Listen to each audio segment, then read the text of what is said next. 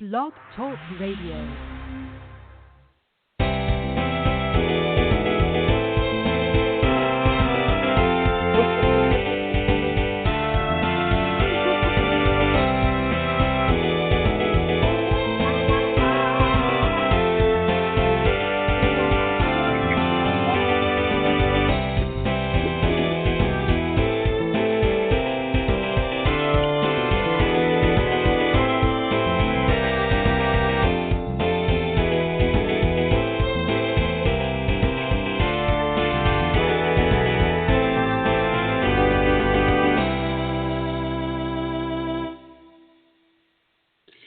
Hello, everyone. This is me, Jonathan Alexander, and I'm here to host our show, Life After Happiness. We need to add some words to that song. I mean, it's like, Johnny can give the description right about that ears. Yeah. I already Johnny have it memorized. You cannot get that tune out of your head. Oh, it's brand new, by the way. We need to write words, something about Johnny getting words wrong on the description, and it's a little he long. can't get any words right. He needs Kelly to help him. Are they going to introduce the bride or the minister?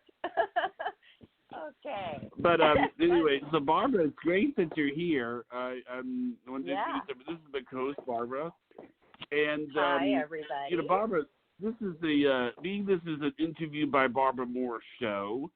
Why don't you introduce your guests, everyone?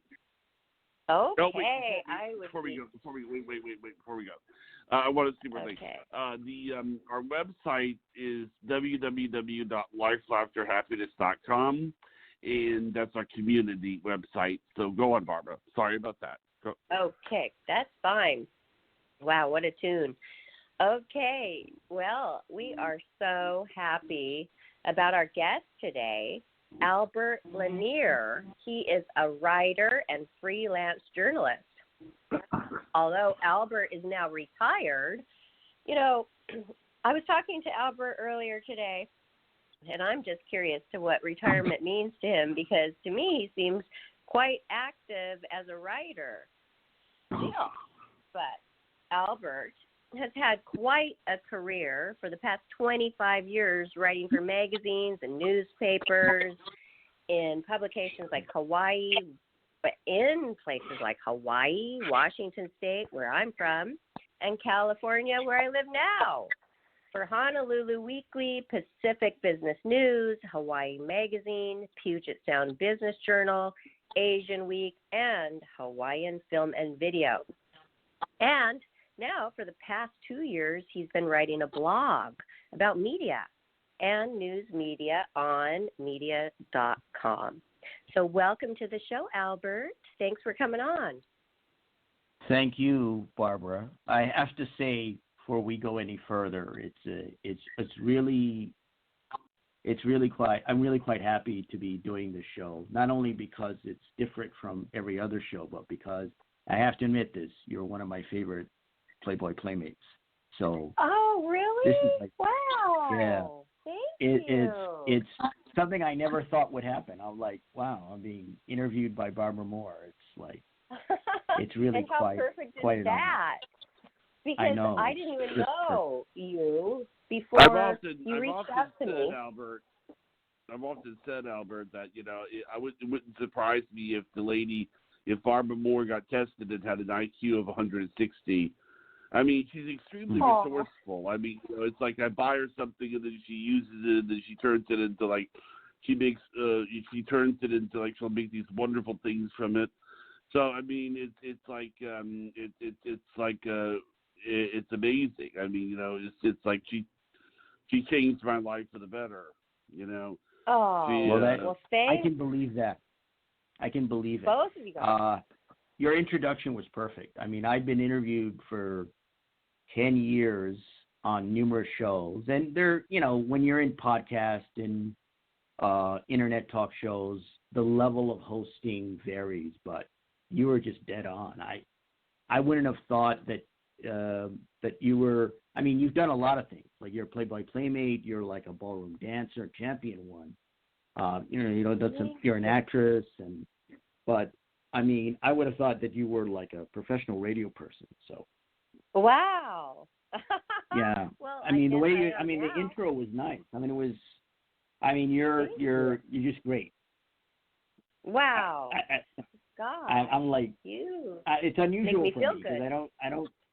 Yeah, it's unusual for me because I've never been interviewed by a Playboy Playmate, which is nice, but also I know and the tables are now turned because I'm sure you have had to interview a lot of people. Yeah, I know. It's funny. Last night I was watching. Sorry, go on. Last night I was Albert. watching it. Okay.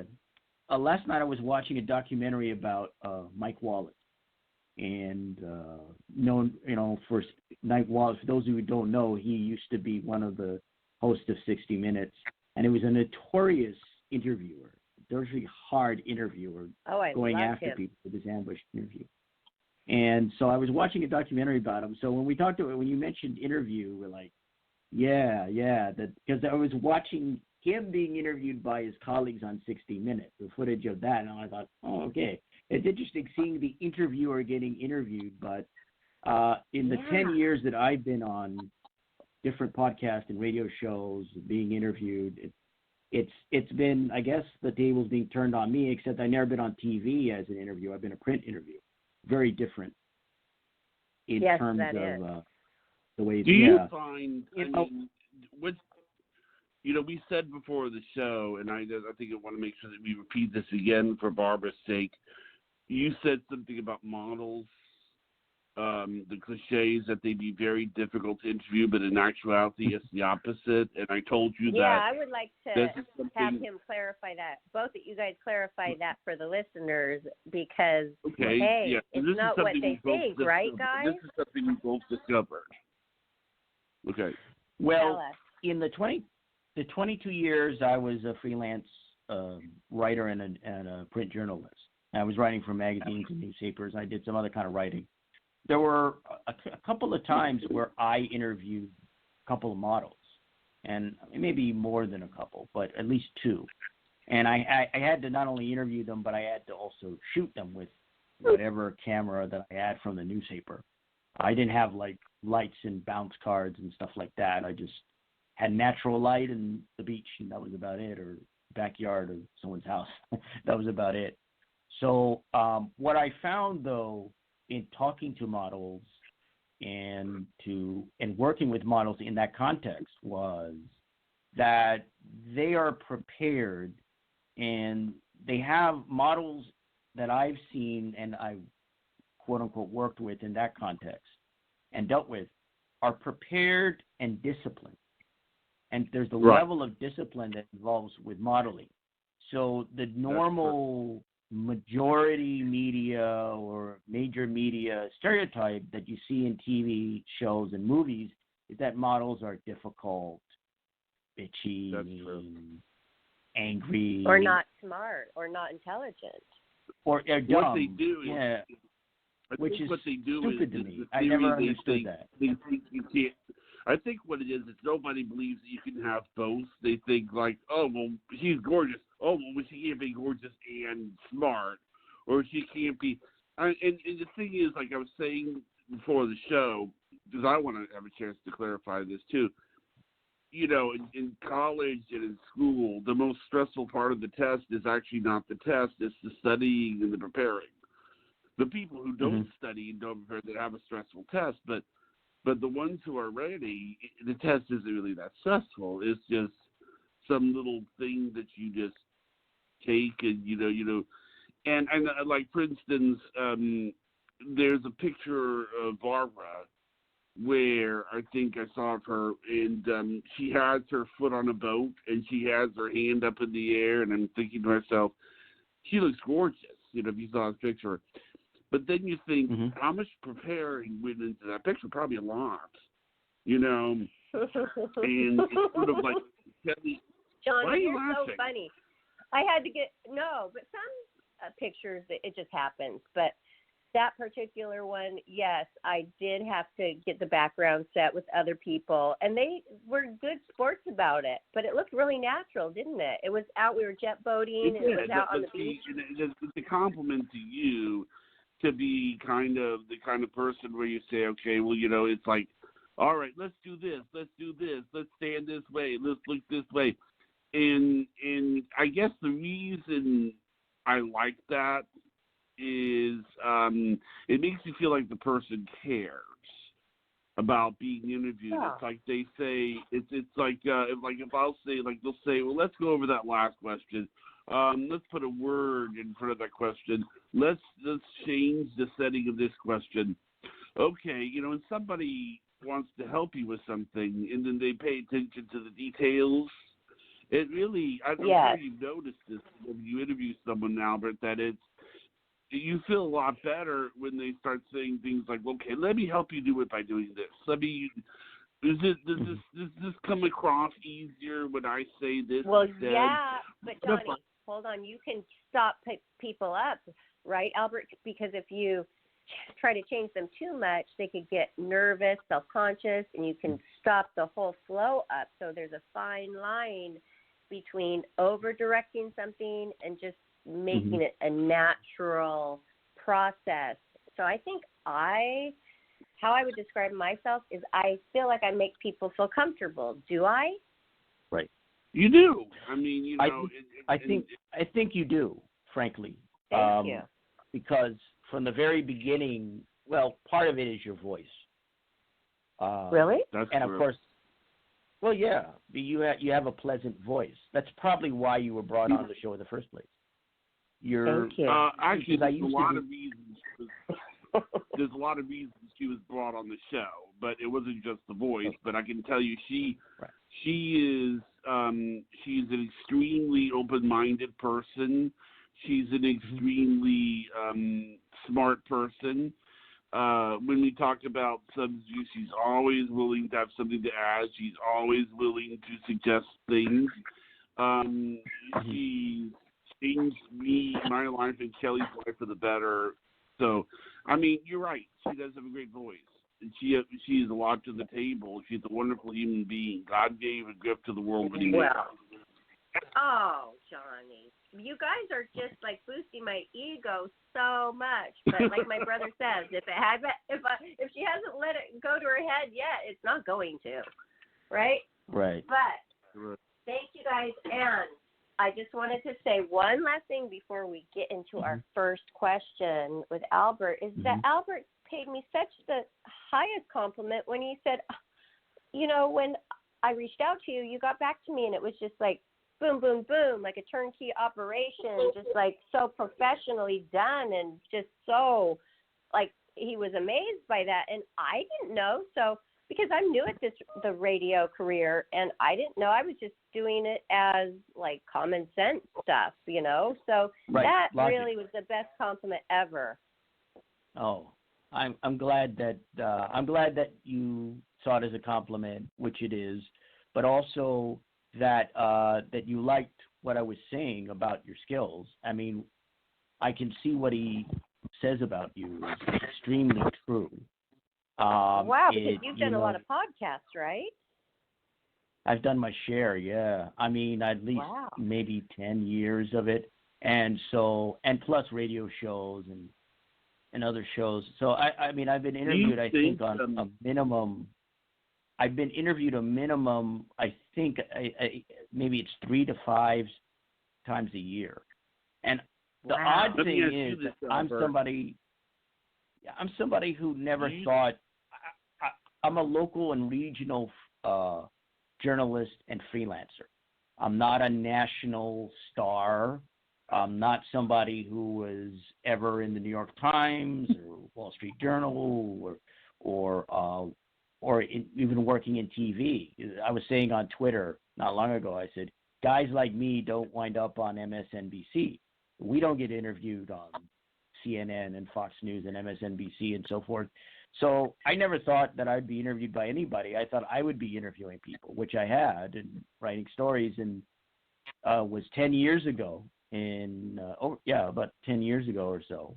where I got interviewed for the first time on a station called WLEA in New York, upstate New York, Cornellsville. It was for a show called The Newsmaker Show. And I was being interviewed about an article I wrote for Honolulu Weekly called Variable Wind Trade, which was about a company called First Wind that was building wind turbine farms, and wanted to build one in Hawaii. I think they did, but not where they initially wanted to, which was the island of Molokai. And I had first heard about, and they were under investigation by the state of New York for ethics. So I found out about that by living on the island of Molokai initially, and I was writing for a publication called Molokai Dispatch. I was a staff writer there. It was the first and only staff writing job I've ever had. And I had to move to Molokai and work there for a brief time, which was, I call my, Northern Exposure experience, like the TV show. Right. 'Cause I felt like main character there, it was interesting because I was actually I was in Seattle because I was in LA and then I was going to Seattle. I was looking to move back. I had lived in Seattle in 1995 to 96 and worked there. And I like to say that I am, quote, straight out of Capitol Hill, because that was my neighborhood. Which I love, and I understand, that area, being from Seattle. Yeah. And I know you're from Seattle, Washington. Yes. I had read you were born in Spokane. Is that right? Yes, that's right. But I only lived there for 6 months, so I grew up in Seattle. Okay, great. Where in Seattle did you grow up, if you don't mind my asking? Well, Monroe area, like Snohomish County. But my dad, it was every other weekend type thing. So my dad worked downtown Seattle. He was a bush pilot. He was a seaplane pilot on Lake Washington and Lake Union. So I was one of those kids who knew everything about Seattle, and not a lot of those country bumpkins up there in Snohomish, Cowtown, horse country, had even been to Seattle, and it was only 45 minutes away. So really? I just always have to make that clear. Yes, they never had even ventured. Their parents had never even taken them to the wonderful city. So I always have to make that clear, because if I say, oh, Snohomish, they're like, oh, well, that's not Seattle. Well, I'm different.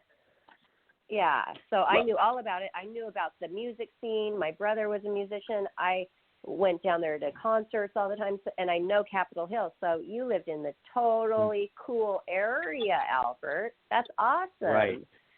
Yeah, well, thank you. I loved Capitol Hill, still love it to this day. And I was above Broadway. For those people listening who know Seattle, I lived above Broadway, so I'd go to Broadway. It's a very convenient neighborhood because I could just go down to Broadway and shop, restaurants, and I would, of course, sometimes go to Dick's Drive-In, which was one of my favorite places, especially when I had money. It's like eclectic, right? It's eclectic. It's natural. You got all types there. Right. And but hold on, Albert, because I want the listeners to know you were born and raised in Honolulu, but then lived in Seattle for a while. So I wanted everybody to know that, because living in Hawaii, for all of us who have just visited Hawaii, we think, oh, you're so lucky. It's so wonderful. Wow, that's great. But you were telling me earlier that it's not the same. Something's changed. What has changed?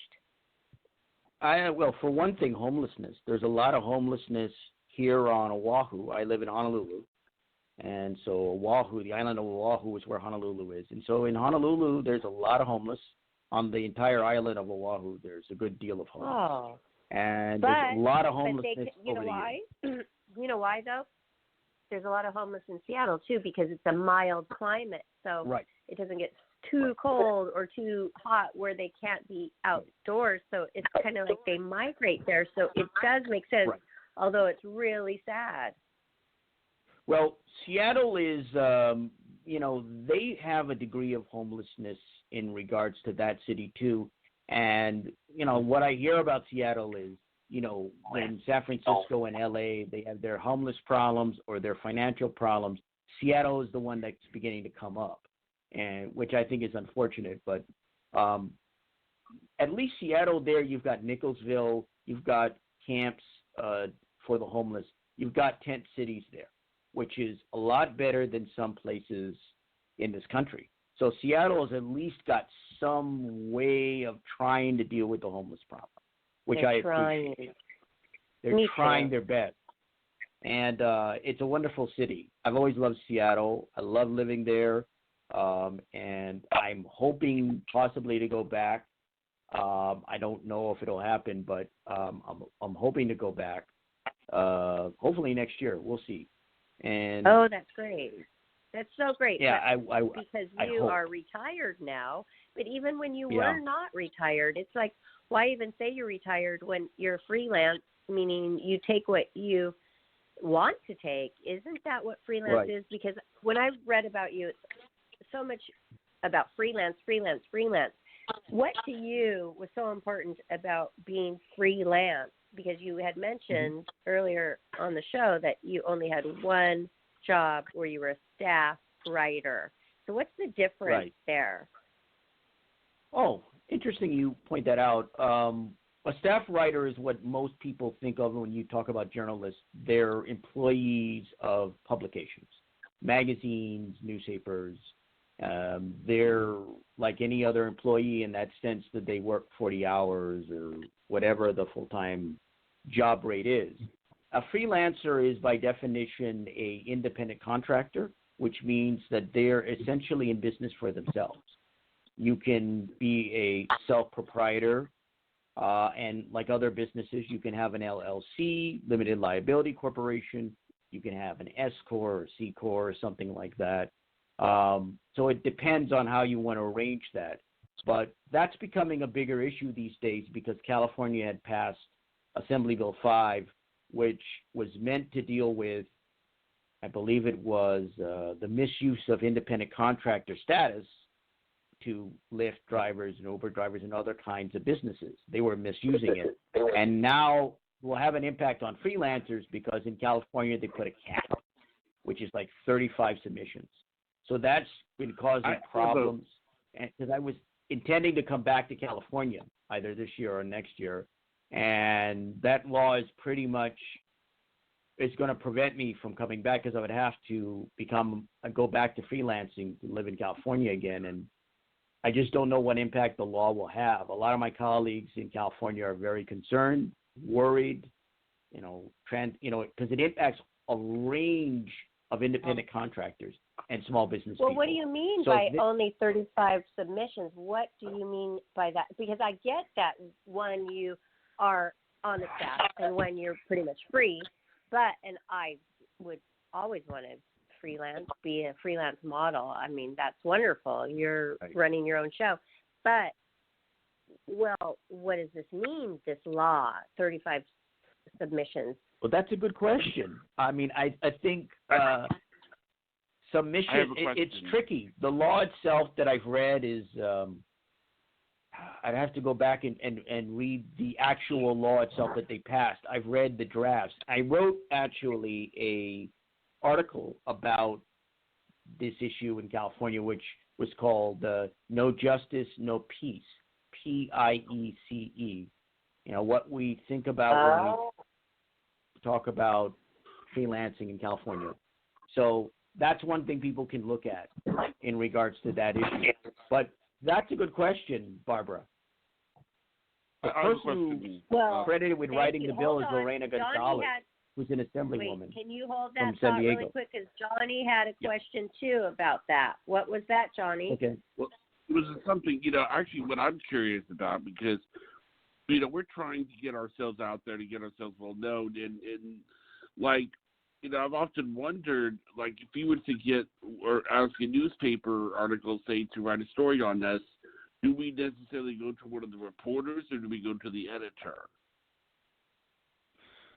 In terms of being a freelancer? Well, yeah, what would be the chain of command? That is what I'm curious. Do we go, for instance, because you would know the answer to that. Like, you work for newspapers. Would you have the authority to decide what gets printed, or would you have to run it past the editor? Well, normally if you're a freelancer, if you're looking to write for a publication, you have to look at their policies, which are usually online. You go to the website, and they will outline what's required. Like some publications, I think a number of them want you to what is known as pitch. Now, I know Barbara has been an actress, so she has an understanding of the film business to some extent, TV business. You know, like screenwriters go in and pitch to executives. And also, I guess in that vein, not quite the same, but freelancers pitch to editors. So you normally would write what is known as a query letter to an editor, and a query letter would outline the aspects of your idea for an article. And sometimes, I think, if I recall correctly, you would include maybe sample paragraphs, possible paragraph, and so that's the normal process for pitching an article is writing a query letter. I guess these days would be an email. Because Johnny wants us to get an interview, our show. I think that's what he means. Life After Happiness. Get articles out there because. Oh, I see. There is nothing like a written word. Right. But I want to say interesting. Before we go on. That aspect, because I'm pitching to get articles and pieces and magazines for myself as a freelancer. That other aspect, I haven't thought too much about that, what entities do. I guess do you guys have a publicist or something? Not yet. Not yet. But, actually, we don't. I was going to say this about Barbara. The name of the show, Life After Happiness, Barbara really personifies it. Right. Oh, thank you. So I would think more in terms of if you're looking to pitch for interviews for the show, because Barbara is such a big part of the show, I guess she's the face of the show. Would that be accurate to say?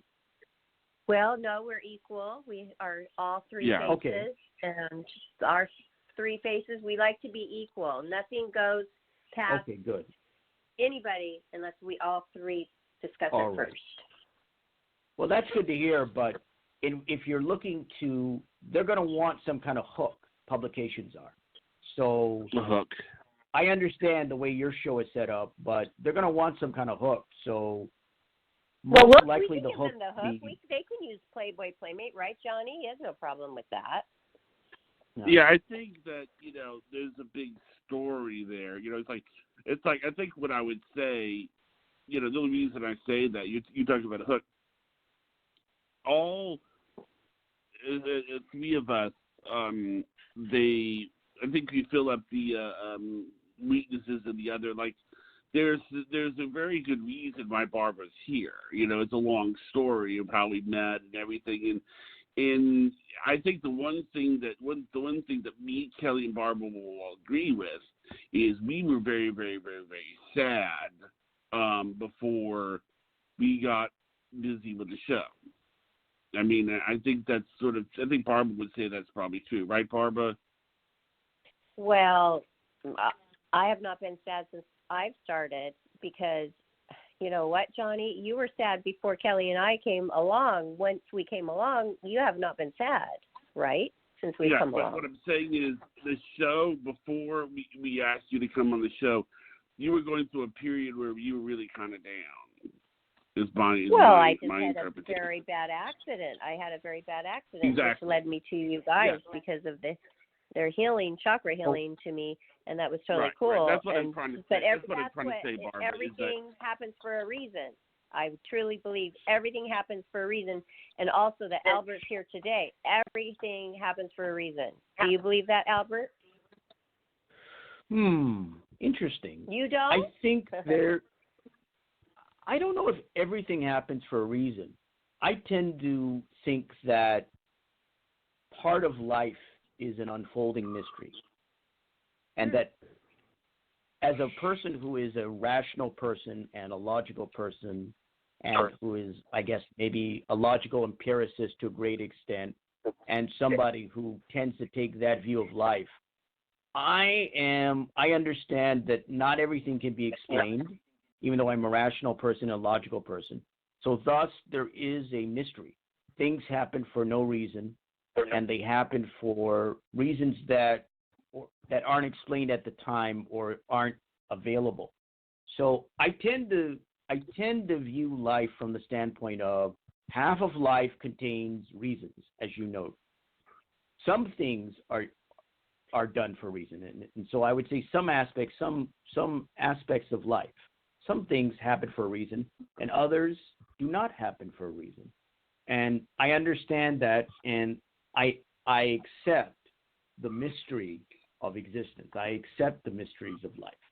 Well, I may yes, not like and all that we had a scientist on before, and that falls under the category of philosophy, really, because he was saying, well, because I was asking him that too. Like, if everything, is already planned and already done, and it's already going to have the same outcome, and it's already known by the higher power, well, no, I think there's a lot of things that could happen in between that, and without that mystery, life would be so boring. And it really is philosophical, all that, and it's very interesting too. And yeah, I mean, I could go on and on about that. I love it. Right, but yeah, you could call it philosophical. I've never really considered myself a philosophical person, although I've read philosophy in the past. I've read, I think it was Kierkegaard and even Nietzsche and some of those philosophers in the past. Bertrand Russell is one that I like when it comes to philosophy, but I read very little philosophy. I don't really get into philosophy, but I think Bertrand Russell is about the last philosopher that I got any interest in. But yeah, I think you have a point. I think it is somewhat philosophical.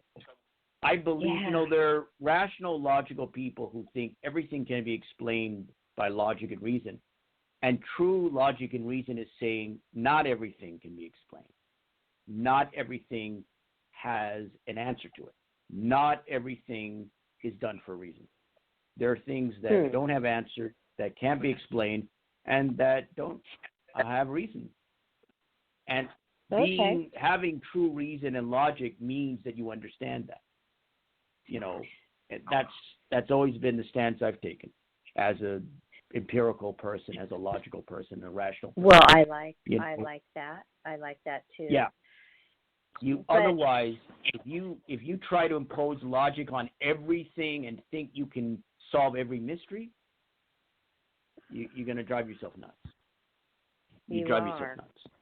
But did you find it really like a compliment when you started to get interviewed by people on basically your interview, your articles, your writings? Basically, they were interviewing about what you wrote. So that's pretty cool, right? How did that make you feel? It's interesting you bring that up. That's a good question. I'm kind of getting questions that I've never gotten on other shows. So this is really interesting to me. I'm just going to say that right out front. Well, thank you. You're so sweet. Thank you. You asked very interesting questions. And I think I had, just like I was watching the Mike Wallace documentary, I think it's called This Is Mike Wallace. I was thinking, and I what I thought was, when I go on a show like Life, Laughter, and Happiness, or any other podcast or radio show or a program, I'm kind of in that hot seat like Mike. Although I have, I'm critical of Mike Wallace, but I'm in that hot seat. And I would say when I did my first interview, I was interviewed for the first time in 2009. I really didn't understand what it was like to be interviewed, primarily because I interviewed people. So I interviewed people, I talked to people, but I had no way of knowing what it was like to be the person being asked questions, to have to open up, to have to state information or state anything. And once I got on, I think it was the Newsmaker show, with the station WLEA in Hornell, New York, and talk about wind power in my article, that's when I began that journey to beginning to understand what it was like to be interviewed. And what was it that. like? What did you find out? I found out that it's very different. You have to experience it yourself. I think it's like a number of things in life. You can't intellectually just think about being interviewed. I think, well, I'll answer the question by approaching it almost like a split screen in a movie or TV show. What I learned about interviewing people was this, and this is my technique, my style, however people want to call it. I'm not Larry King, and I'm certainly not Mike Wallace, or Ted Koppel. My technique as somebody who interviewed other people was, and what I found was, that interviewing is an improvisational phenomenon. What I found was that, and I never wrote questions down.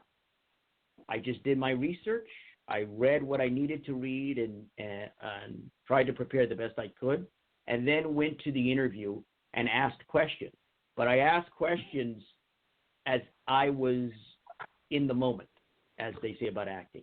So I'm asking questions then and there. I don't write it down. I don't have anything else prepared other than the knowledge that I have. I may have sheets of documents. I may have other notes of other things, but my questions were never written down. In 22 years of being a journalist, I never wrote questions down. It was all from the top of my head.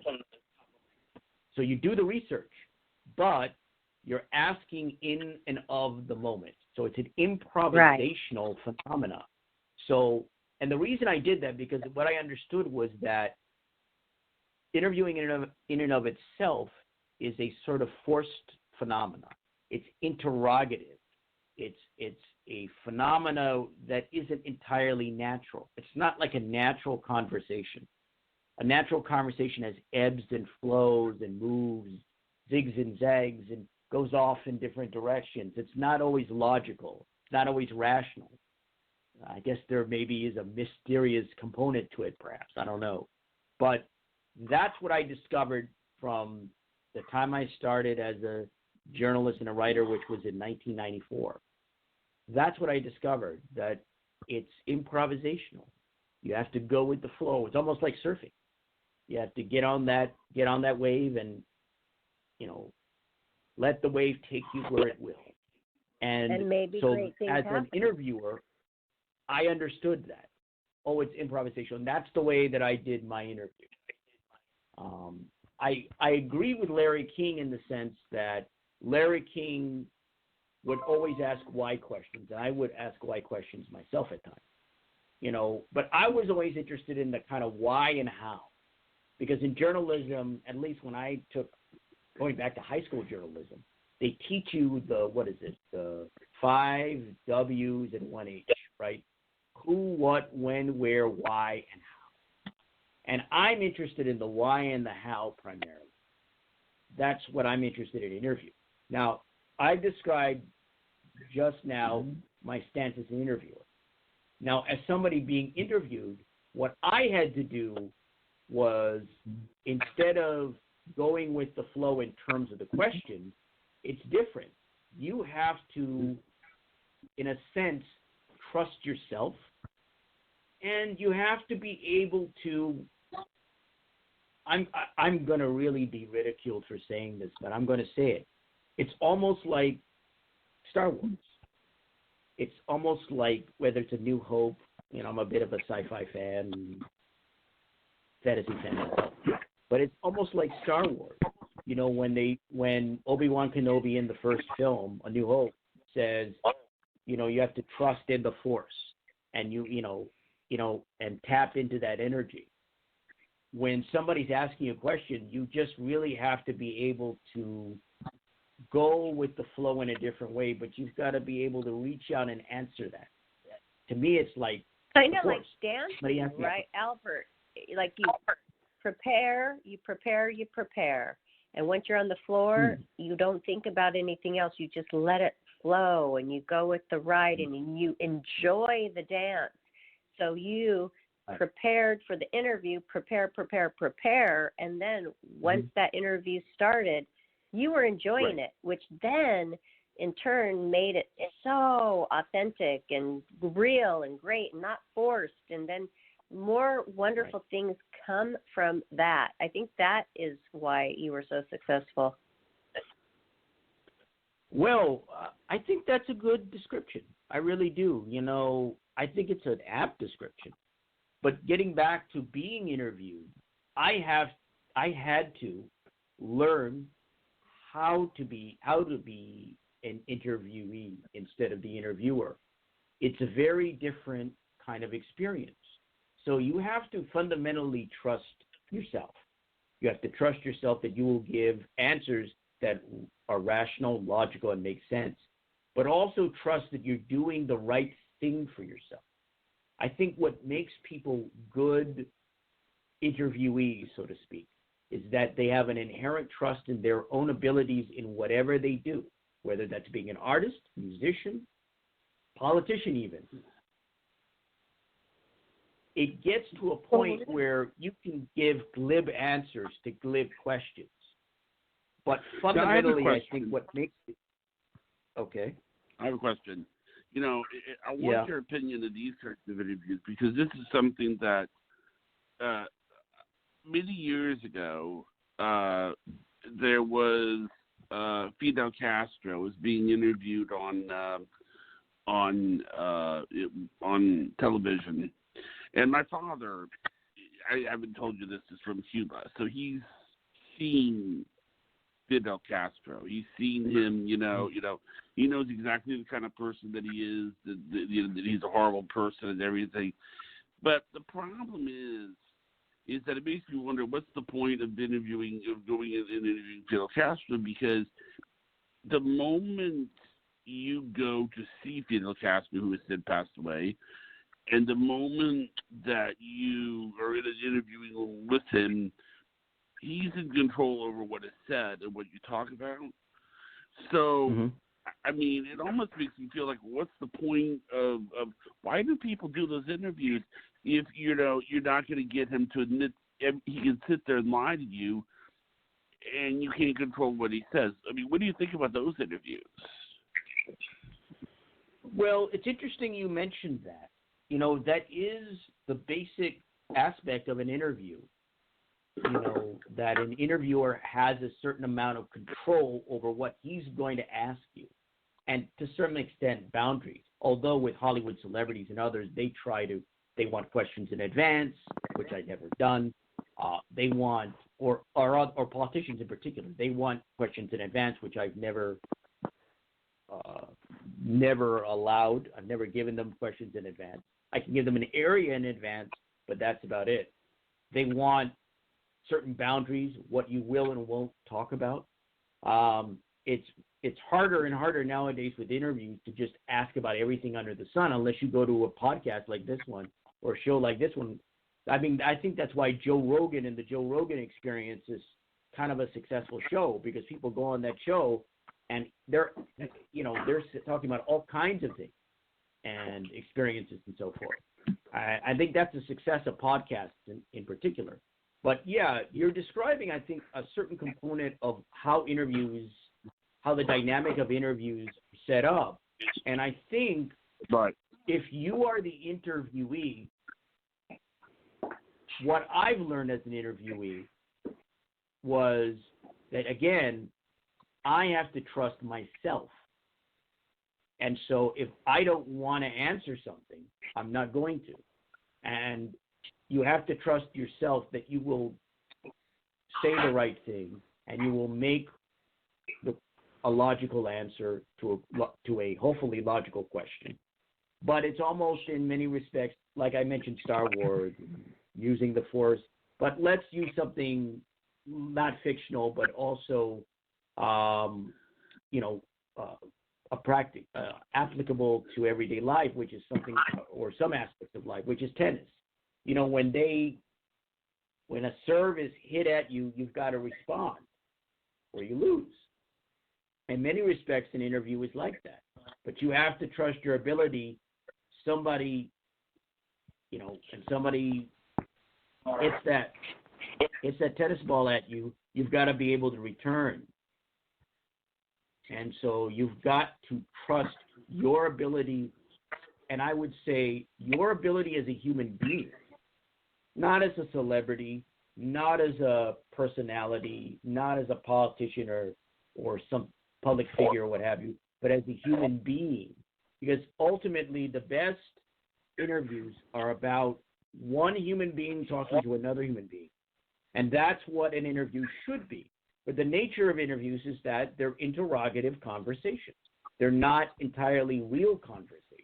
Because the whole point is, I, the interviewer, I'm seeking information from you, the interviewee, the person. And that's what we want. My goal as a journalist, in terms of interviews, was to find out, who is this person? If I were interviewing Barbara, I want to find out, who is Barbara Moore? Who is she? I'm not interested in. Yeah, I'm not interested in Barbara Moore, the Playboy Playmate, although on one level I am. But that's not as important to me. Barbara Moore, the actress. Barbara Moore, the model. Those are interesting parts of her life and of your life, Barbara. Or Barbara Moore, the mom. They don't interest me as much as who Barbara is, what she's about, and why she is who she is. Right. You want to try to get to the core of the person. And the problem with a lot of interviews is they're not set up that way. It's the nature of interviewing. It's hard to do that. It's difficult to do that because people come to an interview. They always wanted to interview you on your interview. They want to interview you on your article. I mean, we have really not even touched upon any of your articles. And we've already talked to you for 45 minutes, and we're finding out what your thoughts are, what makes you tick. Precisely. Your feeling. Because when you were saying that, I want to know the how, not just the why. Well, you know what I want to know beyond that? I want to know, how does that make you feel? Okay? Why, how, and how do you feel about it? That's what I like. I like to know how that person feels. That's what gets me excited to find out. Right. I think that's a part of it. I'm more interested in what a person thinks, but feeling is a part of it. You want to know how they felt about this experience and that aspect and this component of their life. And I love it. And when you tell us, that made me feel good, or this made me feel, wow, that was different. And because we don't think about that. You know, how you always interviewed everybody, and now you're in the hot seat, and now you're because guess what? Everything that you wanted to portray about yourself in the interview, maybe you weren't thinking about, a simple question that the audience finds interesting that you would think, that's not interesting, but to a lot of people it is. Those kinds of things. So that's why what I love about what you said is that you just kind of go with the flow too. You know, you said that about me, but I think you do as well, which is cool because then people, that one thing they might remember, that one thing will touch their life. Interesting. You could write forever. You could write for 25 years and they won't remember anything. But then you do this interview and you say one thing and they're like, I remember that guy because he said that. Right. So that touches people. That's true. That's very what true. I love. Yeah. Yeah. You know, so far in this interview, I've never talked about interviewing and the aspect of being interviewed and interviewing people. I don't believe ever in the decade that I've been on shows and programs. And really? Wow. Yeah, because you're there to talk about what they want to talk about. I'll give you an example. Quentin Tarantino, you know, he had his film Once Upon a Time in Hollywood come out, and he was not during this film, but I think it was Django Unchained. He was interviewed by a guy from Channel 4 News in England, and it got contentious and heated. At one point, Tarantino stated, "This is a commercial for my movie. Make no mistake about it." So, because that interviewer wanted to ask him about violence. And I'm looking at the interview, I'm going, they're putting a guy who's normally a news reporter, a guy who's used to asking people tough questions, interviewing a celebrity. And I'm going, no, that's not going to work. Because Tarantino is not going to talk about what he's talked about in the past in, number of years. So I understood precisely what Tarantino was saying.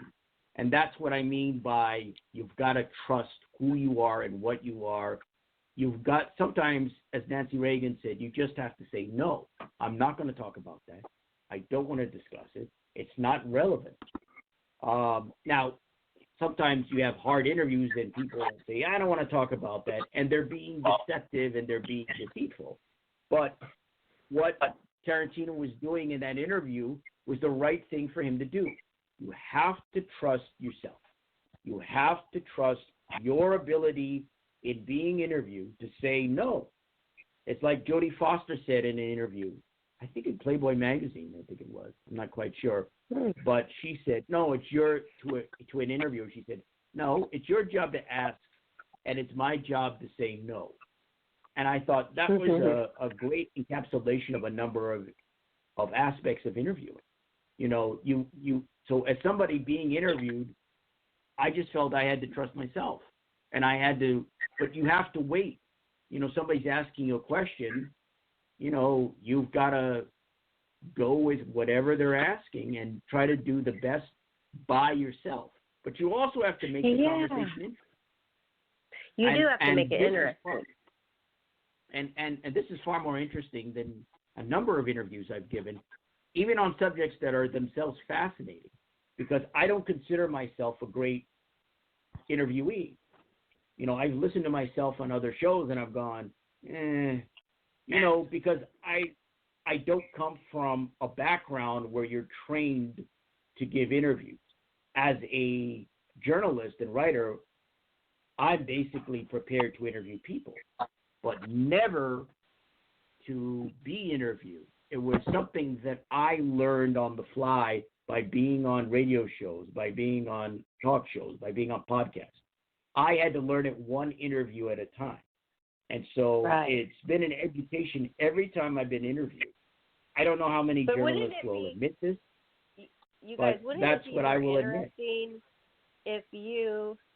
If you saw an interview where a celebrity tore off their mic because they got asked a question that they were not comfortable with, and they stormed off, and their publicist ran in and said, "Oh, the interview's off." Or would it be more interesting if that celebrity said, "No, I'm not going to answer that," and just went on with it? I mean, obviously, it would be more interesting to watch them say no and continue. But why can't they handle that? This is what I've always wondered. Why can't they be a big adult and handle any question, anything? I've always wondered. But they are a baby. And they run off. Well, you've been an actress for a number of years, so you've been in L.A., in what is called Hollywood, which is actually a community in Los Angeles. But people think of Hollywood in a metaphorical way, but it's an actual community in Los Angeles, as we both know. Yes. And, it's interesting because you've been in that community, and I lived in L.A. twice, and I dealt with celebrities some of the time. I never had anybody run off from me during an interview and storm that way. But you have to look at people's ego. You have to look at their personalities. Some people just don't like dealing with the press, which is understandable. They don't like the media, which is understandable. Like our current president, who shall not be named, but we are not. Really, we're pretty neutral around here. Yeah, he who will not be named. But some people just don't have the capacity to deal with media and to deal with interviews. They just can't handle it, or conversations for that matter. And so you make a very good point. I've never Plus, thought don't of you it that think- much because I never had those problems. Go ahead. Right, but Albert, I think people get so conditioned to work like that because they're so used to somebody doing all their dirty work for them that they forget. You know, like a woman, she could be with a very wealthy man for many years, and then they break up, and she does not even know how to use an ATM machine because everything's been handed to her. Everything's been done for her, and it happens quickly. And then, poof, you have no control over yourself, really, of every single aspect. And I think that's sad because I think it's good when we do. We can take care of ourselves no matter what happens. Don't you think that's important?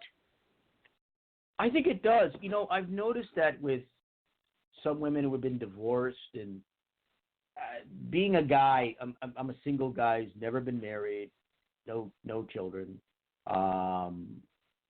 And as a single guy, I've had to live on my own a few times, and obviously, and move somewhere, move to a city. You know, I didn't know anyone in Seattle when I moved there. I didn't know anyone in Molokai when I moved there. So I'm kind of, even for some men are also kind of helpless. Like I was in the building I live in, there was a woman who was, I think she was coming up from the laundry. And she's like, oh, I'm washing my boyfriend's clothes. I'm like, but he can't wash his own clothes? I'm like, I don't understand a man who can't do his own laundry because I've done my own laundry since I was a teenager. I know. There's something men I don't get. Like, I don't trust a man who doesn't do his own laundry. That's might be an excuse.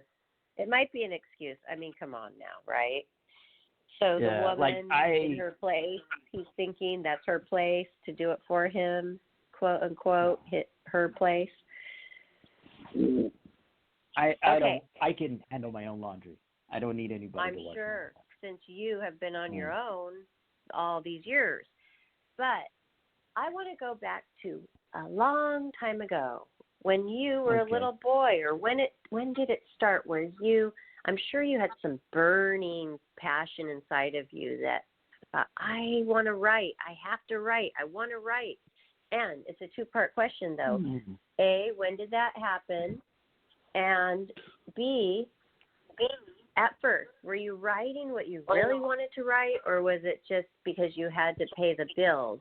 And then if that was so, when did it shift to where you were writing really what you wanted to write? Wow, another great question. I'm just impressed with the questions you're asking, Barbara. It's really great. I never get asked this kind of stuff on shows because I'm usually talking about other subjects. But going back in terms of when I wanted to be a writer, in terms of journalism, again, I'm probably going to get flack for this, but what the hell? The kind of interest in journalism sprang from the fact that I used to collect comics, and I used to collect Superman. And, of course, the alter ego of Superman was Clark Kent, and he wrote for the Daily Planet. So the interest in becoming a journalist sprang from reading Superman comics and from Clark Kent being a reporter. I want to say something. Wait, I'm sorry, Albert. Hold on. Johnny has something to say. Go ahead. Okay. It's actually kind of funny that you say that because, see, I was talking to my father about this one time, and I said, I don't understand why be a reporter, why not be a policeman? I was talking to him about that. And he said that, well, the idea of being a reporter is that he could always be on the scene, And then I actually sat down one time and I said I wanted to come up with the most annoying job of Superman would probably be bodybuilder, because he can eat whatever he wants and not gain any weight. He can just go to the bar, to the gym, and just eat donuts all day long, and then like I would just sit around, eat donuts, and then lift 500 pounds, and then basically and all the carbs go to your muscles. Yeah, and then that would be eat basically eat nothing but sugary lard. is all I would eat. Just eat nothing but sugary lard, and then just say, "This is what yeah." But that's funny. Powers would be awesome. I mean, Superman. I always thought it was kind of interesting about him wanting to be a reporter. Why not be a policeman? I never could figure that out. Because he wanted to blend into the public, I think, without people noticing he was Superman. Am I right about that? Well, that's part of him being Clark Kent. But yeah. I think a lot of that has to do with, it makes sense. He's a reporter. He's a journalist. He's aware of what's going on in regards to news. And I think it gives him a good cover, a legend, as they would say in the intelligence field, to be able to go into a phone booth or elsewhere and get into his outfit and go off and But didn't I say he was able to blend in that way? He was a reporter. He was working in an office, and he was able to blend in. But also, it's exciting, too, because you got the next best story. And, that makes for a great comic because there's always material to write about. So I think we just figured out the whole reason for that comic. Okay, Now, Barbara, I wanted to ask you a couple of questions, if you don't mind. Okay. You're flipping it on yourself. But because I'm curious, like I had said Albert, earlier. You can ask me a couple questions if you promise to go back to my original 2-part question, okay? Okay. I had thought I had answered that, but. Well, no. Oh, I guess I didn't get the other part. You got stimulated by Superman and all that when you were young, but you didn't answer the second part question, which was about, at first, was it just to pay the bills? Were you always writing about what you wanted to write about, or was it paying the bills? And then, if so, when did that change? So we'll get back to that, but go ahead with your questions. Well, let me just go ahead and answer that, and then I'll go to the questions. Okay. When I first started, it was in 1994, and I was 24 years old. I had graduated from a liberal arts college in Hawaii, here in Hawaii, called the University of Hawaii, West Oahu, and I had a bachelor's degree in the humanities. I had studied English. It was a liberal arts college, so they gave you a degree in a broad area. So English was in the humanities, and I got a degree in the humanities. I guess if I studied psychology, I would get a social sciences degree, a bachelor in social science. In any event, I graduated in 1993, May of 93. And before I became a freelancer, my first job out of college after looking for work was working in radio. I was working for an oldies rock station, and I played oldies rock music, pop music. So Beatles, Stones, Doors, Birds, I guess you name it, Led Zeppelin, all kinds of classic music. And I did that briefly. And then I was unemployed again, and I was fed up with being unemployed. And for some reason, to this day, I don't know why, but for some reason I thought freelance. I knew nothing about freelancing. I had never freelanced in my life before.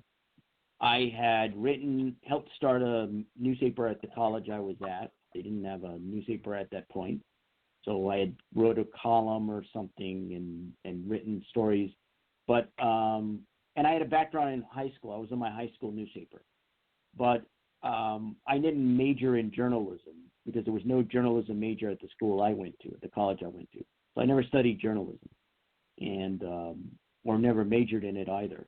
And so I was unemployed in the summer of 1994, and I was at a radio. I was looking for a radio job, and to be honest, had I found another radio job playing music, I wouldn't be a writer and journalist to this day. I would have probably been in radio. I probably have a show on Blog Talk Radio. Who knows? But that was the beginning it started August in 1994.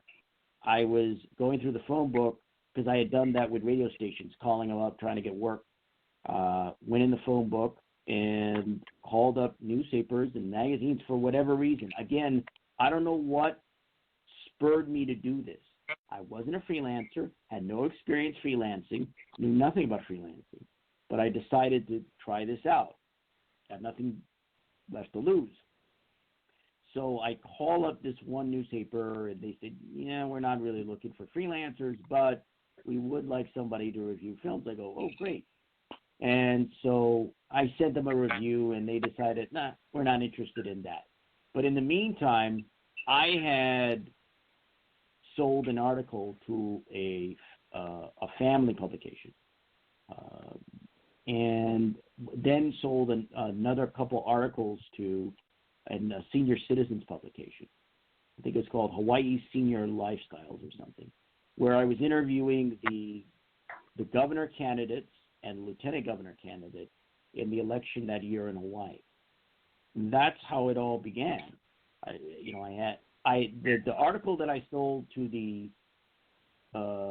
family magazine was about family and children's film in 1994. And I got fortunate because the big film that year was Lion King. That was destroying things at the box office. So I was writing about some of these family films, or at least PG-rated films. And so I was fortunate. I think when I look back, I think, like anything, luck plays a factor. And the reality was that the 90s were a good time to start freelancing, and I think they were a good time to be a journalist. Unlike you were lucky. It sounds like you've written always what you wanted to write about. For the most part, I was never. You have to write what will sell because you're pitching, and also I accepted assignments. The if you could call it the secret to my success, if you could call me a successful writer, was the fact that I mostly wrote on assignment. And so I mostly got assignments from newspapers, magazines, publications, and that's, I think, the reason for my being able to survive. It's a much tougher world out there for journalists and people in the media now. I was reading a statistic just this year that said over 7,000 jobs in media have disappeared. They've been lost. You see layoffs, publications, and major newspapers and some smaller newspapers folding, mergers happening. I think it was McClatchy, that group of newspapers. I think they're going to be taken over. You're seeing shifts in media, of course, because of dislocation, because of technology, and also because of advertising, lots of advertising.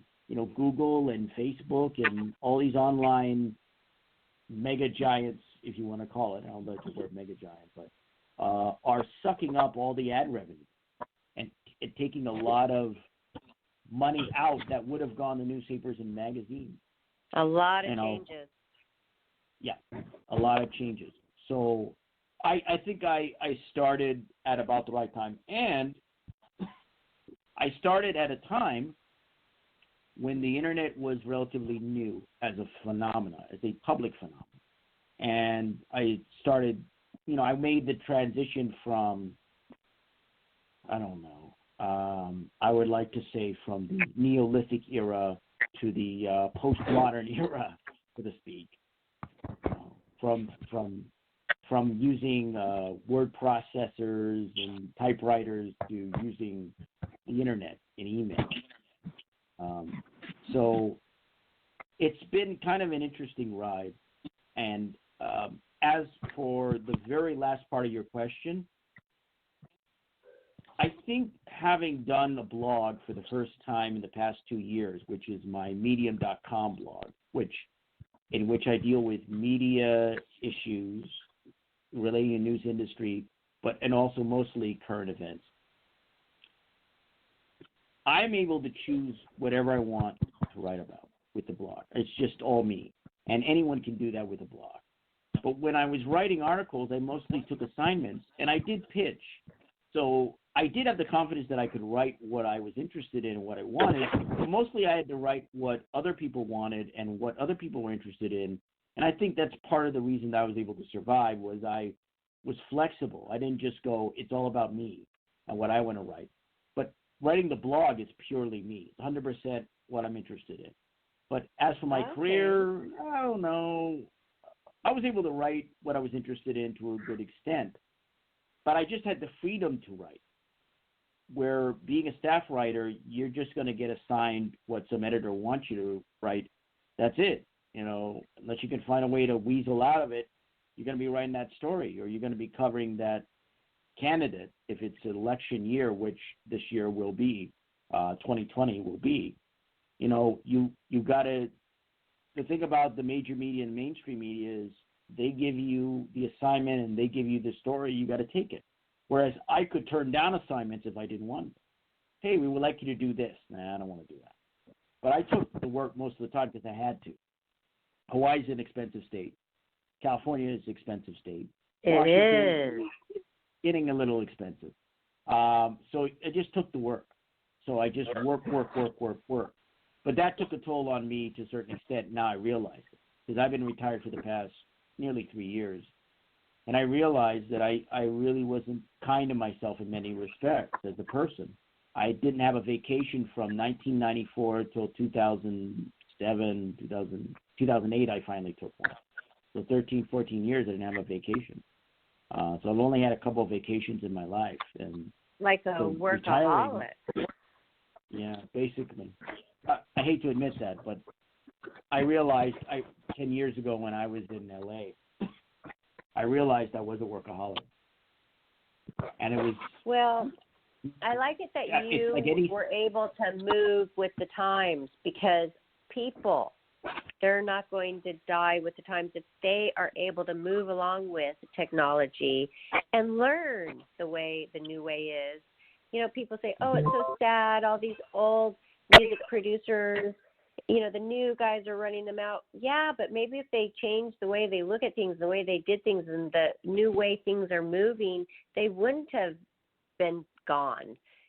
I mean, you have to. Right. That's the way the world is. We're ever changing, and I love technology. It makes life so much more easy. So, hey, you got to do it if you want to stay up with the times and keep yourself out there, and that's what I've noticed you do. Yeah. You know, Facebook, Twitter, I just got on Instagram, but that's mostly I've started getting into photography. So, you know, taking photos and, you know, it was something I just started this year because I would go to Comic Cons because I'm a sci-fi fan. And there'd be all these cosplayers, and I would take photos of cosplayers and so forth. So I'm on Instagram, mostly. Okay, well, while we're on that subject, Albert, could you please tell us all your handles? Because I was trying to look you up, and there are a few different Albert Laniers, but there was a photographer, so maybe I did have the right person. But I've got your Facebook, which is Albert Lanier, ALBERT LANIER, everybody. That's Facebook, and everybody can look you up there. But what about Twitter and Instagram? So Twitter is @Critic Incorporated. So again, that's Twitter @Critic Incorporated. And Instagram is the other side. So that's the Al Show. I forget how it is. And I'm an actor on the side, so it notes, I think, that I'm actor and then photo hobbyist, which is what it states there. So, yeah. Okay, so how the Al do you Show, find your blog? Oh, that's right. I believe the link for that is medium.com/@thedoctor50. Again, that's medium.com/@thedoctor50. So that's my blog. Is Dr. DR or spelled out doctor? Let's see, medium.com at THEDOCTOR 50. Okay. Mm-hmm. Awesome. I'm going to look you up right now. So this is something interesting now that I'm going to let you ask your questions. When you did say that, Barbara, let me ask you a couple questions. It was so funny because I was taking a beat and realizing how am I feeling about that. And it does change because when you're interviewing somebody, that's a different feeling than being interviewed, which we talked a lot about in the beginning of the show. And all of a sudden I started feeling, ooh, oh my gosh, drum rolls coming. Oh my gosh, a little bit, okay, the like adrenaline rush was coming. Like, yeah, you don't know what you're going to be asked, right? That's right. That's right. It's so That's different. So it really is different. Now, I have a couple questions at least, 2, 3. The first was, I know that you are, besides being Playboy Playmate, and you're a ballroom dancer, which I think is pretty impressive. That's not an easy line of dancing to be in. True. You are also an actress, and you were telling me earlier when we had this conversation that it wasn't something that you sought out. How did you wind up being an actress? Well, here's the thing. Acting was never a big passion of mine, but when I became a playmate, you're just thrust in front of all these producers, and you just have pretty much a lot handed to you on a silver platter. And yes, you still have to go audition, but everybody wants the playmate. You have to be able to perform.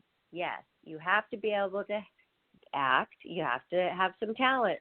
But the parts are not huge, big,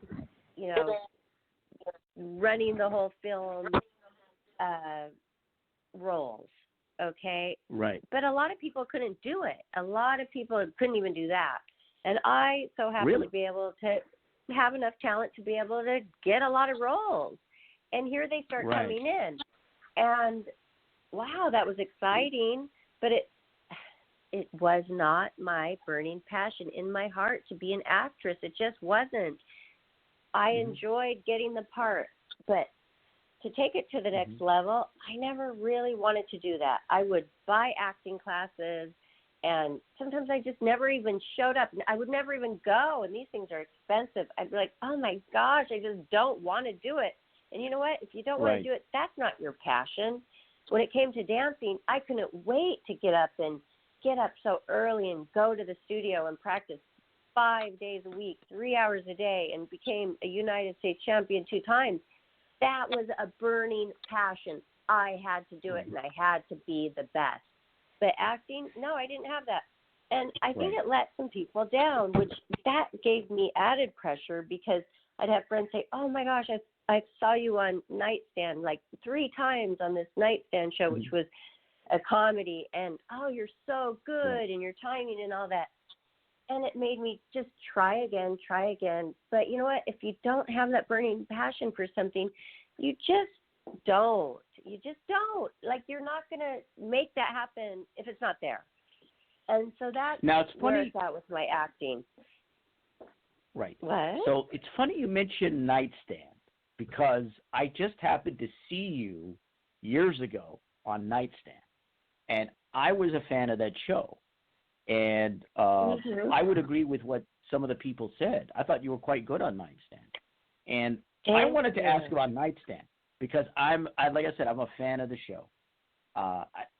For whatever reason, I don't know if it's out on DVD, but I'd love to see the show again in like a complete series format.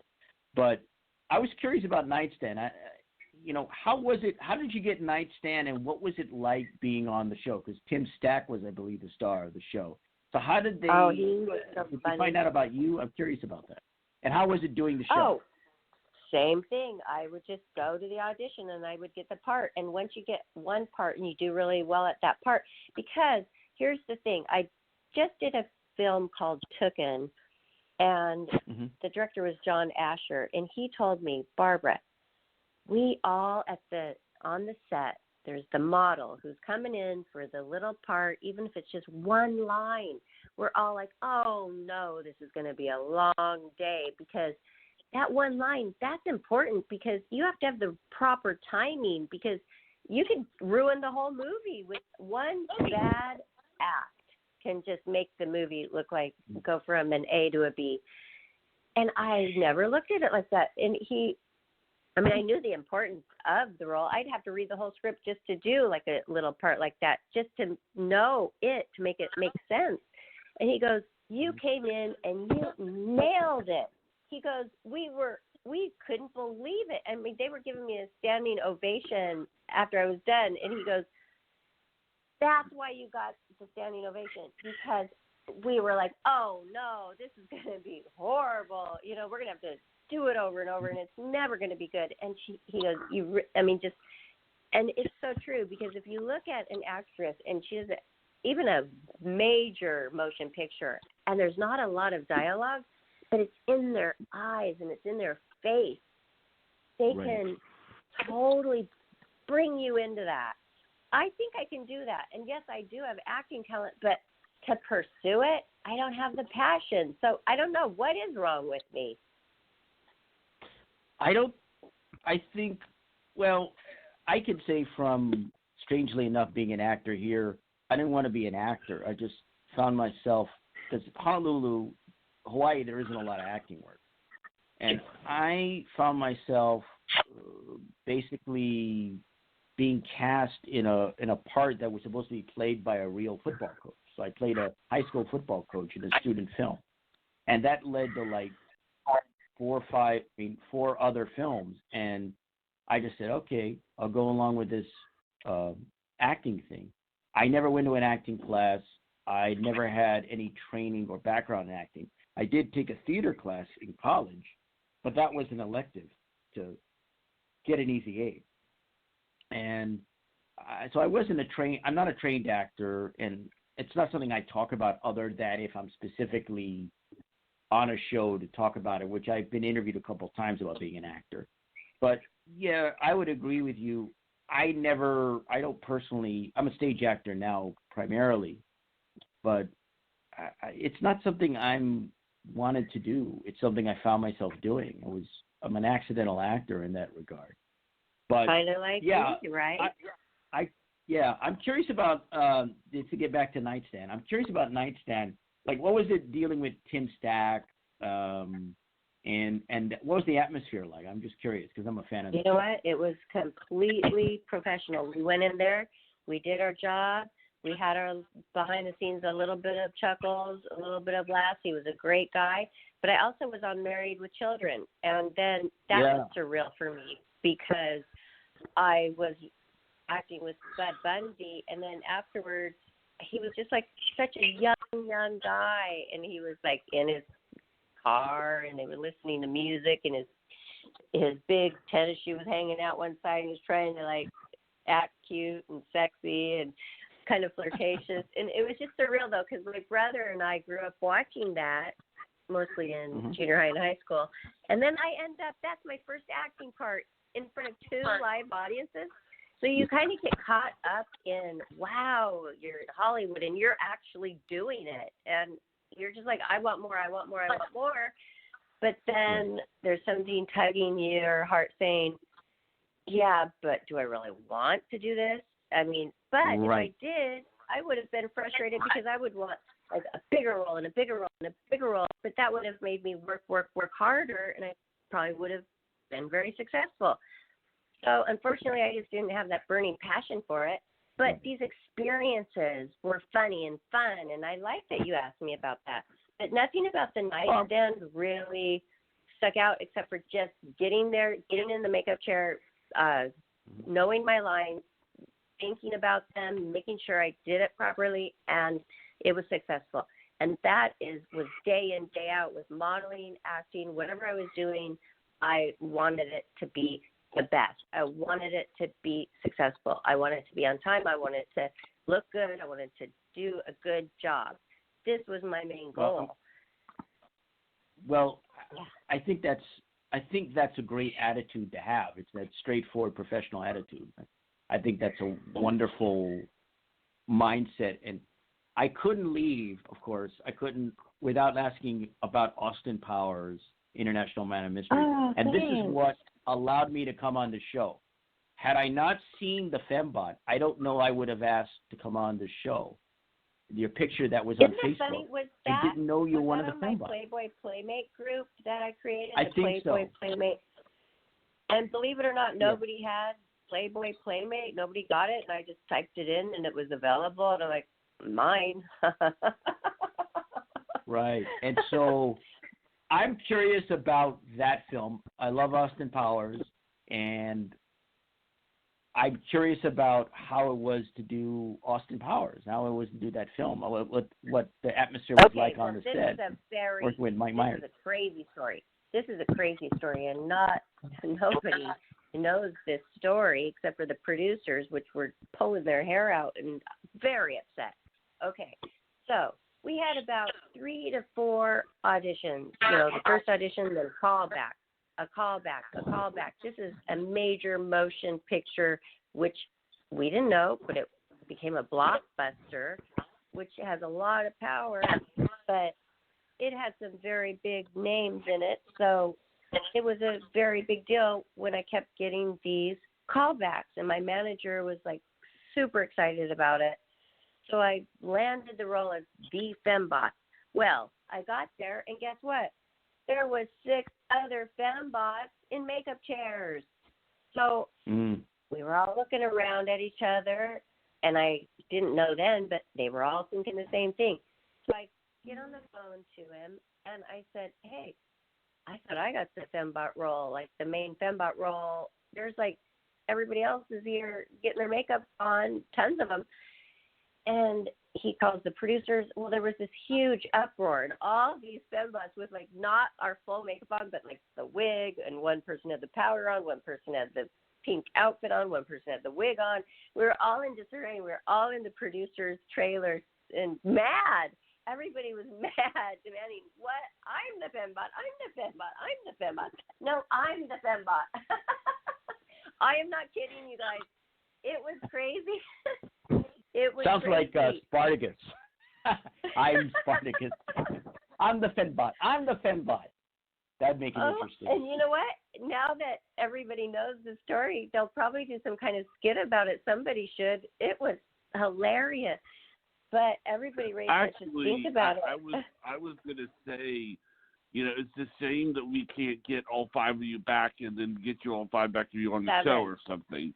There were 7 of us. I mean, do you know who the other people were? Do you remember who the other people were? Well, I do. All you have to do is look up IMDb, and you have a list of all the actresses on who were Fembots.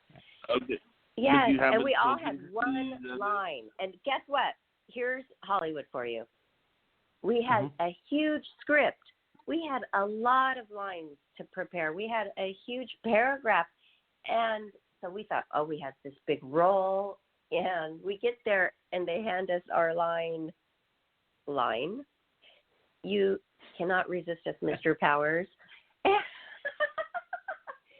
So not only do we not have like this big role that we thought we had one line, and there was like 6 others. So, I mean, now that I look back at it, I would never have gotten mad. I would have just been so happy to have been there.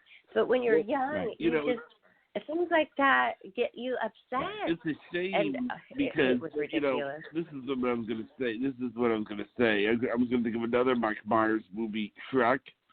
Well, they did a spin-off movie for Puss in Boots. They should have done one for what do you call it, the Fembots. I mean, that actually would have been an interesting movie. If they called you up and asked you to do a Fembot movie with the other girls, would you have done it? Back then? Now. Well, Johnny, I mean, that's a kind of a vague question. I'd have to really see all the details about what they were offering. Well, the Austin Powers film itself was a pastiche of various aspects of 60s spy films. from In Like James Flint, Bond. the Dean they Martin made fun of the fact Silencers that film. That's where the fembots came from. I think was the Dean Martin kind of women, in one of the films. things they made fun of was they made fun of the fact that I used to be a film review. I used to review films for Ain't It Cool News, and for several years. I used to do film festivals here in Honolulu and interview actors and other personalities. That's a whole other show because meeting the celebrities and talking to some of them. But yeah, I used to review films, and so I have that still in my mind, that film reviewer type personality, where you look at something, you start analyzing it, and I'm coming back to that sort of thing now, which is one of the reasons I did this show, was because I'm now doing more entertainment-related material now, focusing more on film and TV and other aspects, and that's not why as much. You contacted. That's why. Yeah. Okay, because we got off of that for a minute, but you were on either the official Barbara Moore on Facebook, and then I posted my fembot picture, and I put I'm far right, and then you contacted me. But if I wouldn't have posted, see, everything, that's why I think everything happens for a reason, because if I wouldn't have done that film a long time ago, then you wouldn't have been contacting me. I think it all kind of works like that. And then you're doing these writings on these films, and look at, I have the wealth of information of behind the scenes on some of these things, like Married with Children, and I mean, that's interesting to people. And I mean, people are still, just last week, I have dolls, fembot dolls sent to me to sign, like a huge box of Austin Powers memorabilia, and I just saw it's on Netflix right now. The International Man of Mystery first Austin Powers, which I was in, is playing right now. I'm still getting tons of residuals, which is totally cool. And so it's not dying. It's always going to be out there, and it's cool. And I was in it, so that's interesting stuff. Wow. Yeah, it is. Cool. I mean, I have to come back to the show because we have to just talk film and TV, because asking you about Nightstand and Married with Children and Austin Powers has gotten me interested in you as an actress, and the other aspects, but definitely need to deal with that. And I could talk more about my having reviewed films and some of those celebrities that I've talked to over the years. And I'm not saying that I'm not doing acting parts, though. I like doing them. I just don't like doing the big parts because I don't care about it. I just want to come on, like the cameo, like I've always done. That's cool to me. I like being around the people. I like making it a little better. I like to, give a little bit of myself to the project. I still do that, but I'm not pursuing it per se of like pounding the pavement, going on auditions, like going to acting school, all that. I just am me. If there's a show out there where I could just be me, I think that's called reality shows, that would be so perfect because I like just being me. Do you really, you don't want to be on a reality show, do you? Well, I kind of consider this a reality show, this radio show I'm on. Oh, yeah. I think this is a better reality show than any show on TV. Thank you. I really love what I do. Yeah, I mean, so I don't like reality shows, to be honest. That's just my view, but but none that are out there right now I wouldn't be on, but I like this show that I'm doing with Johnny and Kelly so much. It brings me so much joy. I'm meeting so many people like yourself. I'm forming relationships like I told you today. Will be a forever long-lasting friendship that we have, from the show. Right. Well, that's something I never thought would happen, because I never thought in terms of, I'll meet this Playboy playmate and talk to her. It's just someone I saw years ago. I went, wow, she's really beautiful. And like anyone who models and stuff like that. And so it's been really, really great. I never thought this would happen. I never thought I'd be interviewed by somebody. I think this was a great interview because you didn't have to come on and talk too. about all of your columns and all of your articles that you've written and I mean, that's all Right. wonderful, and people can find that in what I'm going to announce in a second here. But you got to talk about yourself. You got to have a conversation, and that's what I love about podcasts. It's kind of like just having a conversation, and people can kind of get an inside view of like a different aspect of you. Right. Mm-hmm. I think so. Well, It's certainly an interview I've never given before.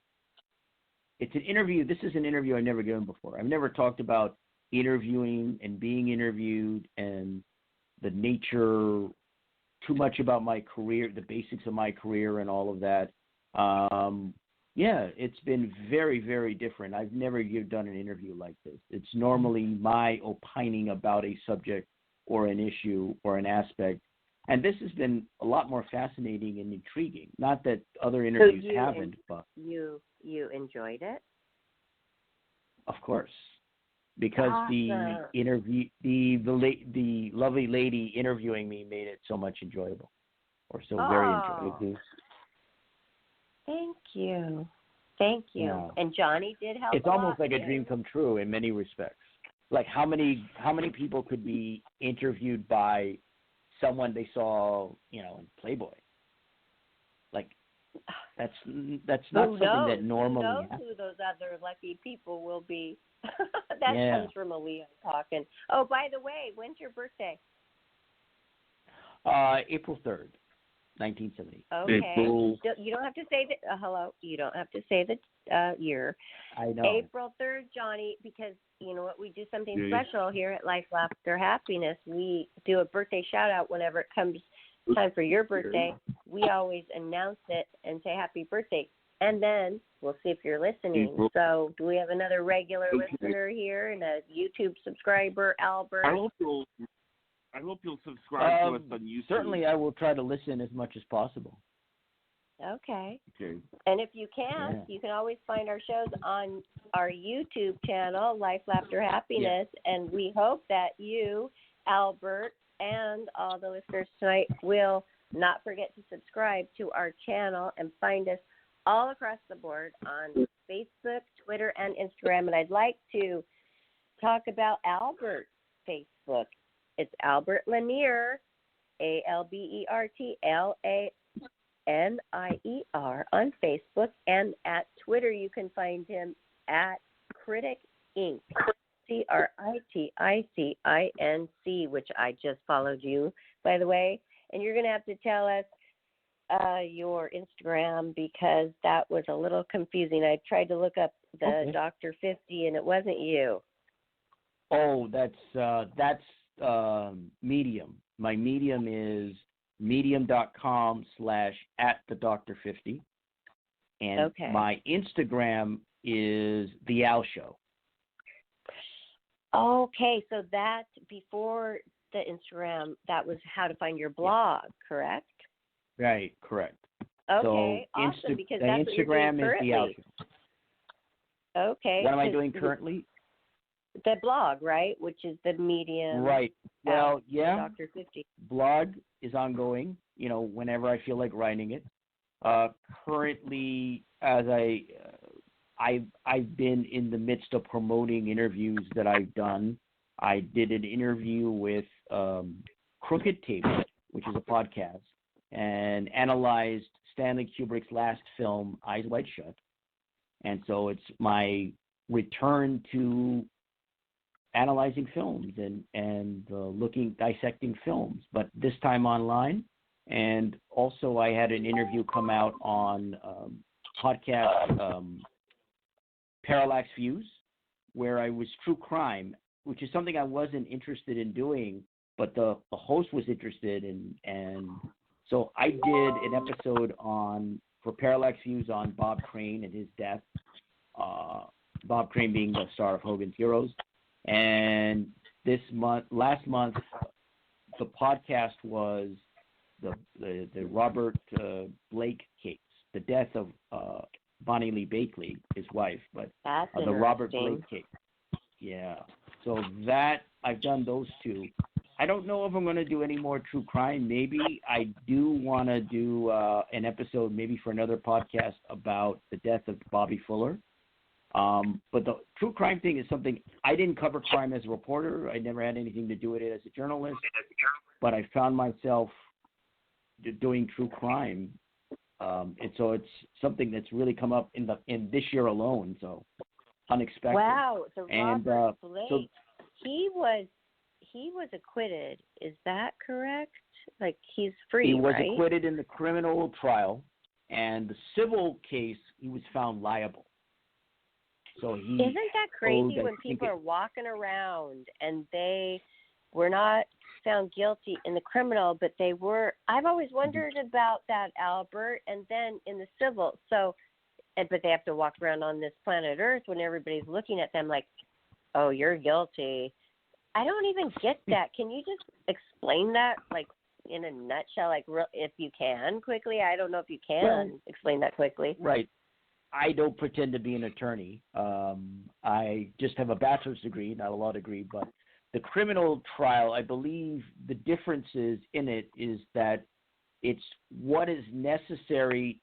Generally, in any kind of criminal trial, you have to prove beyond a reasonable doubt. If it's a jury trial, which this was, you have to prove beyond a reasonable doubt.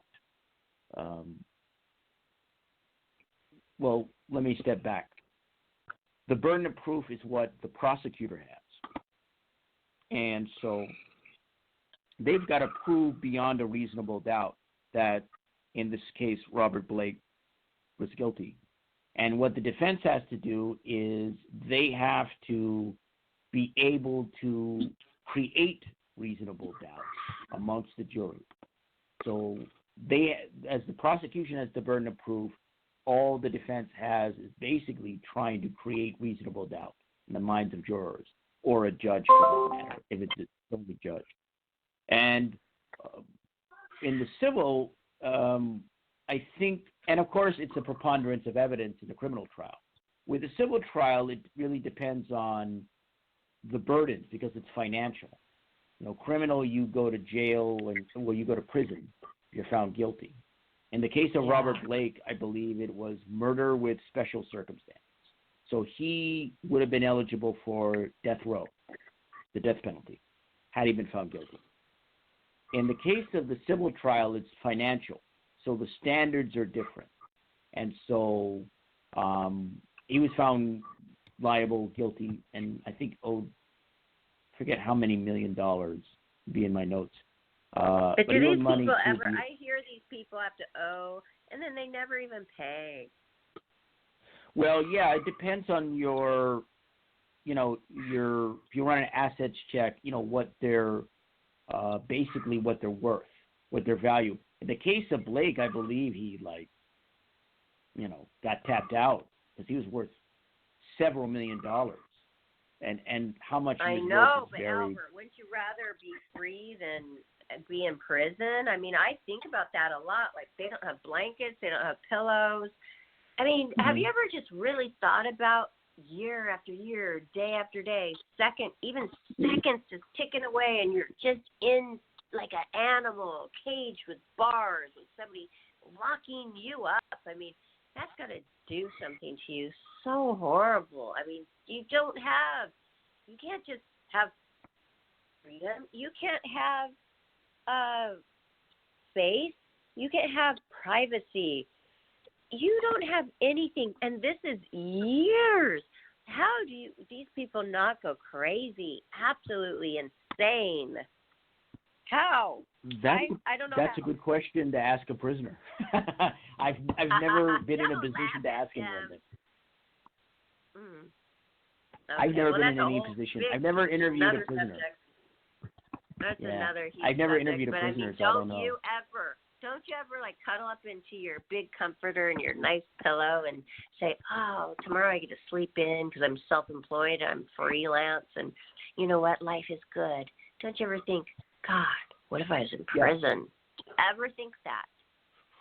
I don't know about the prison part because I never thought about that.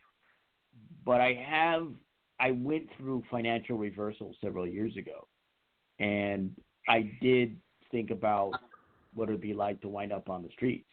That I have thought about. So curling up, being in bed, think, oh yeah, it's nice, I'm in bed, and, here in this apartment, it's much better than being out on the street.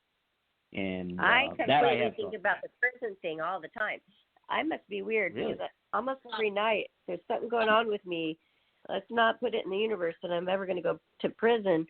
I'm going to be extra careful not to. But I'm telling you, I think about this all the time. Interesting. It's interesting. Yeah. Well, I never would have thought that. Coming on. Here, I don't think you're the first person I would have thought would think that. I do. I think about not having a blanket and how horrible it would be. Maybe because I know people who. I think about it. I just do. And there's all those shows.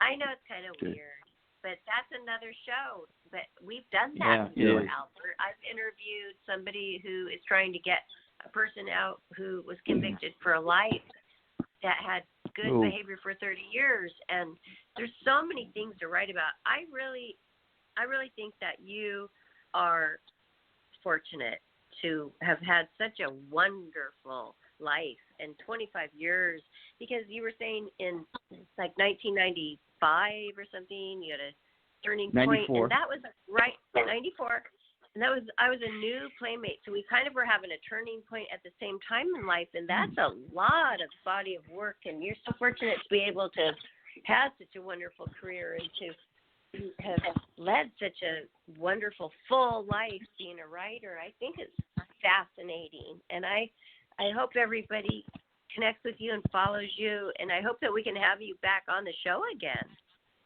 I'd love to come back on the show. Absolutely. Really? Because this is a great conversation. And I've never had an interview like this before, so it's intriguing. That's what you say. And you're a wonderful interviewer. You really are. And I could see why they've had you on the show. You really are. Well, you're thanks really everyone. Thank you for coming on. Johnny's not trying to cut you. Hey, Johnny's not trying to cut you off, Albert. But Blog Talk Radio, we only have 90 minutes, so I think we're cutting it close on being cut off. And I want to be able to say goodbye and give you a proper goodbye. So thank you so much for coming on the show. And don't forget to follow us and subscribe on YouTube. Life, laughter, happiness, everybody. Thanks, Albert. Thank you, Barbara.